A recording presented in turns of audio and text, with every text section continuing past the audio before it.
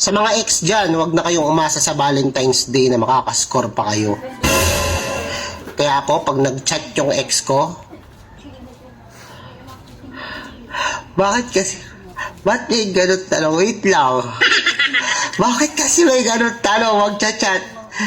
Siyempre, hindi ko yung re-replyan para kayo tanga na ka. Teka lang kasi nabigla ako sa tanong, nakakainis. Pag nag-chat siya, hindi ko siya re-replyan. Ngayon, mga after 1 minute ganon. Bakit kasi siya mag-chat-chat? Ang pangit ng tanong nyo, hindi naman dapat nag-chat-chat yung mga ex na. Di ba ex na nga yun? Dapat wala gano'n chat-chat na.